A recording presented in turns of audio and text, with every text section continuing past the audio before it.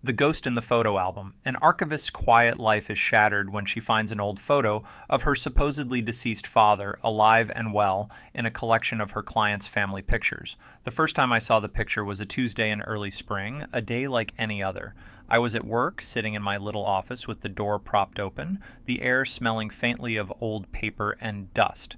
My name is Robert, and I'm 54 years old, an archivist for a local historical society, so I spend my days sifting through other people's memories.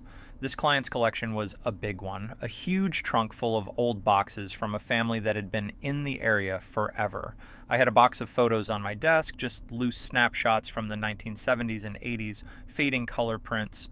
My wife, Sarah, had packed me a turkey sandwich for lunch, and I was just about to eat it. I'd been scrolling through the pictures for a while, a few photos of a little girl's birthday party, some blurry shots from a camping trip, nothing too exciting, but then I pulled one out from the middle of the pile, a snapshot of a family on a beach somewhere. There was a woman with a kind smile, a boy with messy hair, and a man standing next to them. The man was smiling, squinting a little into the sun. I felt a cold jolt run up my spine and into my teeth because I knew that face. I didn't just recognize him, I knew him. The slope of his nose, the way his hair curled just above his ears. It was my father. My father who died when I was 7, who I was told drowned in a fishing accident off the coast of Maine. The picture was dated 2 years after his supposed death. I looked at the little boy in the picture and felt my hands start to tremble. My turkey sandwich lay untouched on the desk. My entire life I had this neat and tidy little story about my childhood, a clean, sad little tragedy. I was told my dad was a good man, a hardworking fisherman who loved the ocean and his family, and one day he just never came back. My mother mourned him for years, and my aunts and uncles would always talk about what a terrible random loss it was. They were so convincing, and their grief always seemed so real, that I just took it all as truth. I spent my whole life believing in this ghost of a man who died a hero's death. My wife, Sarah, has always been my rock, and when I told her about my childhood tragedy, she held my hand and said she was sorry I had to go through that. I kept the photo on my desk, flipping it over every now and then when I thought no one was looking. It became a kind of quiet obsession, a constant buzz just under my skin. I tried to focus on my work, on my cataloging, on the neat rows of file cabinets. I tried to convince myself it was just a strange coincidence, a man who looked like my father, a boy who looked a little like me, but the man in the picture was smiling at the camera with that same crooked smile my grandfather had, a smile I was told my father had inherited. I would look at the little boy's face, and I would think about myself at that age, a little kid with a father who was supposedly gone, a little kid who went to bed every night with an empty space in the house. I tried to call my mother, but she didn't answer. She never does. I told myself she was just busy, that she'd call me back. But the truth was, she had been distant for a long time. Now I can't help but wonder if she was always distant. Maybe the signs were always there, the quiet moments of evasiveness when I'd ask her about my dad, her quick change of the subject, the way she would look away. But I was just a kid, and then I was just a man who believed the story he was told.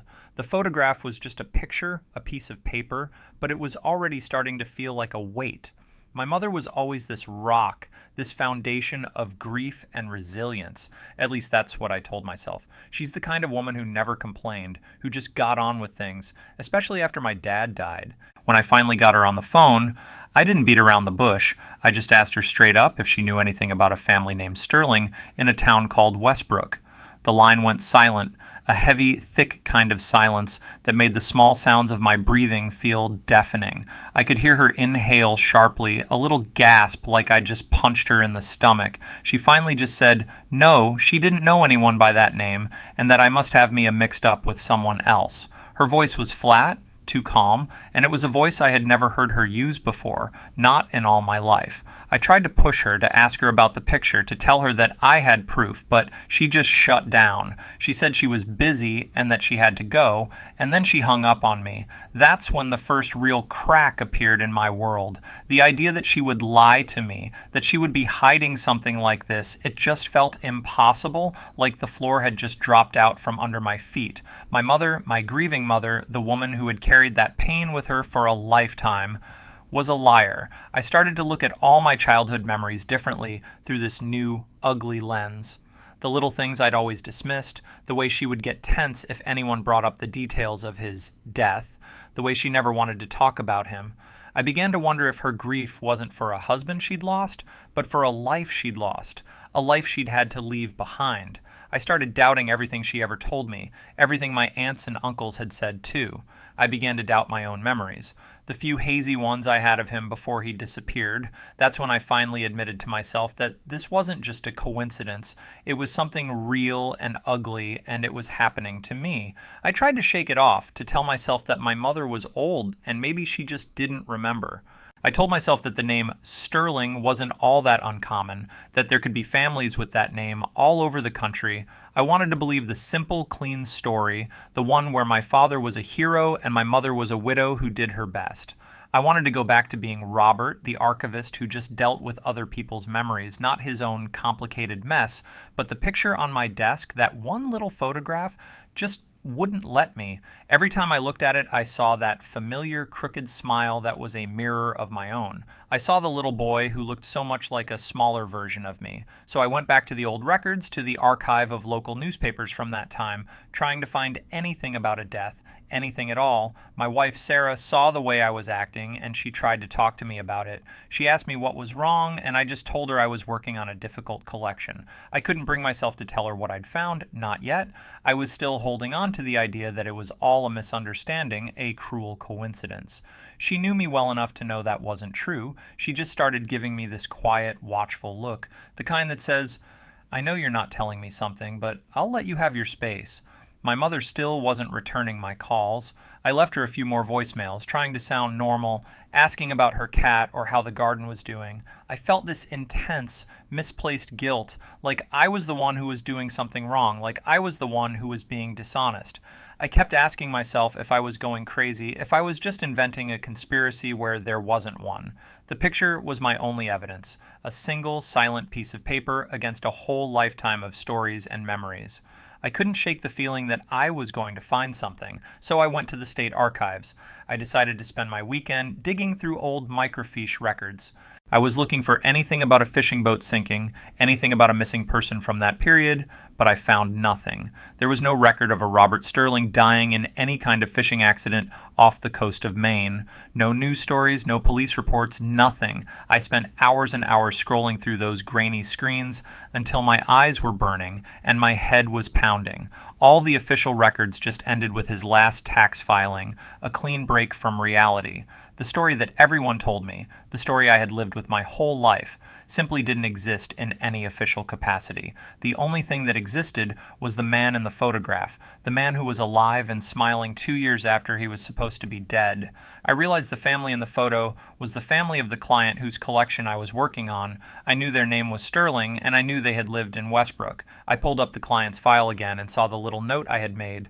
The client's name was David Sterling. I felt this intense, almost desperate need to talk to him, to find out what he knew, to see if he was the boy in the photograph. I called him and left a message saying I had a question about his collection. I didn't mention the photo, not yet. I couldn't bring myself to do it. My wife, Sarah, still hasn't said anything, but she just keeps watching me with those quiet, concerned eyes. I can't shake the feeling that she knows something is wrong, and I can't bring myself to tell her the truth. I'm starting to feel like I'm living a lie that everyone around me is a part of. The truth feels so close now, but it's still just a little out of reach. The phone call from David Sterling came the next day, right when I was about to go home for the night. He sounded nice enough, a little older, maybe in his 60s, and he asked what I needed. I took a deep breath, and I told him I had a question about one of the pictures in his collection. He was quiet for a second, a little bit suspicious, and then he said, "Which picture?" I didn't even think about it. I just blurted out, "The one with the boy on the beach in Maine." There was a long silence on the other end, and I felt my heart pounding against my ribs, hard enough to hurt. He finally spoke, and his voice was completely different now, cold and tight. "How did you get that photo? That wasn't supposed to be in there." I knew then, in that single instant, that I was right. This wasn't a coincidence. It wasn't some stranger who looked like my father, and it wasn't a crazy hallucination. I told him I was the archivist handling his collection, and I had a few questions about the people in the picture. He told me to stop asking questions and leave it alone, but I couldn't. I told him the man in the picture was my father, that I knew he wasn't supposed to be alive, and I wanted to know what was going on. He just said one sentence, a single devastating sentence. "The man you think is your father? That's my dad. And he has a secret." Then he hung up. The words hit me like a physical blow, and I just stood there in the middle of my office, holding the dead phone to my ear, a single cold tear running down my cheek. I wasn't alone anymore, not in this lie. I had a brother. I went home in a daze, the phone call replaying in my head over and over. "He has a secret." The words just echoed in the empty space of my car. I walked into the house and Sarah was there, and she took one look at my face and knew everything. I didn't have to say a word. She just came and wrapped her arms around me, holding me tight while I just stood there, letting the silence fill the space between us. I finally told her everything, the picture, my mother's strange behavior, the records, the phone call with David Sterling. I told her how I thought I had a brother. Her reaction wasn't what I expected. She didn't say, "I told you so," or try to be a detective. She just held me and she said, "We'll get through this." My mother finally called me back later that night, her voice cold and hard, a voice I had never heard before. She said, "I know you talked to him. I told you to leave it alone." Her tone wasn't pleading, it was threatening. She told me I was reopening old wounds and that I had no idea what I was doing. I told her I had a right to know the truth, that I had lived my whole life with a lie. She just said, "Some truths are better left buried," and then she hung up again. I tried calling my aunts and uncles, the ones who had been so comforting about my father's death. They either didn't answer or gave me the same cold shoulder as my mother, acting like I was crazy for even asking questions. The world I knew, the world I had built my life on, was gone. The people I loved and trusted were all part of the lie. Sarah was the only one on my side, and her quiet support was the only thing keeping me from feeling completely lost. The house felt different, empty, and cold. The quiet that had once been peaceful was now just a symbol of the secrets that were hidden in plain sight. My world was no longer just sad, it was an outright lie. I realized that begging for answers wasn't going to get me anywhere. The people who were supposed to love me had just hung up the phone. They had been part of this lie for decades, and they were willing to keep it going. I felt a cold kind of resolve settle in my gut, a feeling I hadn't felt before, not like this. I decided that if they wouldn't give me the truth, I would just take it. I started by looking for David Sterling's address. It wasn't hard to find. I worked with his file every day. He lived in the same town as my mother, not that far from her house either. The irony of it all, that I had been living so close to the truth for so long without ever knowing it, was a bitter pill to swallow. I didn't call him again. I just got in my car and I drove. I didn't tell Sarah where I was going, not in so many words. I just told her I had to see someone, that I had to find out what was going on. I could see the worry in her eyes, but she didn't try to stop me. She knew this was something I had to do, something I had to see through to the end. I felt this strange mixture of fear and determination, a drive that was fueled by years of lies and a lifetime of manufactured grief. I knew this wasn't about finding peace or understanding anymore. This was about power, about taking back what had been stolen from me, a past I was never allowed to have. I was no longer an archivist, a quiet man who cataloged other people's memories. I was a man on a mission, and I was going to find the answers. The drive to Westbrook was a blur, a haze of asphalt and simmering rage. I pulled into a quiet suburban street, the kind with neat lawns and two-story houses, just like the one I grew up in. I found the house, and it was nice, well kept, with a tidy little garden in the front. I saw a man on the porch, a man who had his back to me, a man who was my father. My blood ran cold and hot at the same time, this strange rush of emotion I had never felt before. I walked up the driveway and he turned around. He looked older, of course, with gray at the temples and a few more lines on his face. But it was him, undeniably him, the man from the photograph and the hazy memories of my childhood. He saw me, and for a second his face was blank with confusion, and then I saw a flicker of recognition, a brief, sharp look of fear and understanding. He didn't say a word. He just stood there, and I just stood there too. I didn't know what to say, what to do, what to think. Then another man came out of the house, a man a little older than me, and that was David Sterling. He saw me standing there, and he saw his father's face. He just looked at me with this strange mix of shock and defiance. He said, "I told you to leave it alone." I just shook my head. I have a right to know, I said. My voice was tight and hard, and I could feel the decades of lies just building up inside me. The man I knew as my father finally spoke, and his voice was a little rough, and he said, I don't know who you are. He said it so convincingly, so easily, that for a second I doubted everything all over again. I pulled out my wallet, pulled out a little laminated photograph of my younger self, and I held it out to him. You know who I am? I said, and my voice broke just a little. He looked at the picture of me as a little boy who looked so much like the little boy in his own family photo. The man I knew as my father, the man I now knew as Robert Sterling, looked from the photo to me and back again. The defiance on his face crumbled, replaced by a deep, ancient kind of exhaustion. He looked at David, and David just looked back, his own face a mask of bitter resignation. The man I knew as my father finally said, his voice a whisper, Go inside. David just shook his head and said, It's over. And it was. It really was over. My world, the one I had constructed with so many lies, was finally, irrevocably broken. The man I knew as my father just stood there, and the weight of decades of deceit just seemed to fall on his shoulders, an entire lifetime of lies.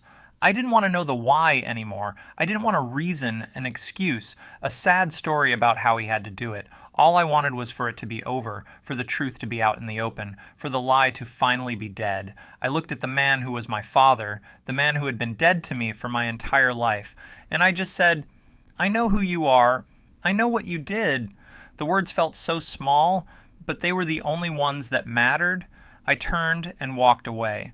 I didn't look back. I didn't want to see his face anymore, or David's face, or the perfect little house that was just a monument to a lifetime of secrets. I just got in my car and I drove away. I didn't feel vindicated or happy. I just felt empty, a vast hollow space where my life used to be. I drove home in silence, the miles stretching out like a long, thin wire. The emptiness I felt wasn't grief anymore. It wasn't the pain of a son who had lost a father. It was the cold, hollow ache of a man who had his entire past ripped away, a man who had no story left. I walked into the house and Sarah was waiting up for me, sitting on the couch in the dark. I didn't have to say a word. The look on my face told her everything. She just came to me and she held my hand and we sat on the couch together, not talking. There was nothing left to say. I didn't feel any closure, no sense of victory or peace. There was no catharsis, just a final, brutal truth that had left me completely and utterly gutted. I thought about the man who was my father, the man with the gray hair and the kind, tired eyes. I thought about the brother I never knew. I thought about my mother, the woman who had lived with this secret for over 40 years. They were all just strangers to me now, ghosts in a story that wasn't mine anymore. I still have the picture. I took it from my desk before I left work. It's in a drawer now, under some old t-shirts, out of sight. I don't look at it anymore. I don't think about it anymore. I just live with the silence, the distance, and the emptiness. There's no lesson learned, no comfort found. There's just the silence and the empty space where a life used to be. My own life, I guess. If you enjoyed this video, support it with a like, subscribe to the channel, and leave a comment with your thoughts. Your reaction helps me create new stories.